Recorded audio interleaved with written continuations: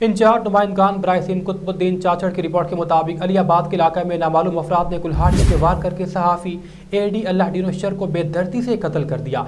ठहरी मीरवाह पुलिस तहाल कातलों को गिरफ्तार करने में नाकाम है, जिसके बाइस मकतूल के वरसा और सहाफ़ी बरादरी सरापा एहतजाज है। ठहरी मीरवाह, सुई गैस और हंडियारी में सहाफ़ियों ने शटर बंद हड़ताल की। ठहरी शाह में सहाफ़ियों ने गश्त के बाद फाजिल राहु चौक पर मुजाहरा किया। एहतजाज के दौरान मुकर्रीन ने कहा, ठहरी मीरवाह के SHO और DSP नाअहल हैं जो कातिल गिरफ्तार नहीं कर सके। उन्होंने मुतालबा किया कि कातिलों को फौरी गिरफ्तार करके उनके खिलाफ मुकदमा दर्ज किया जाए।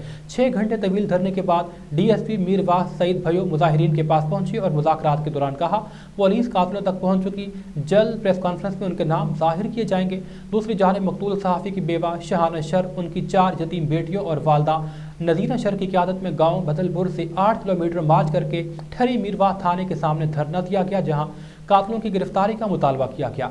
मकतूल सहाफ़ी की नमाज जनाजा गोट रसूलपुर में अदा की गई।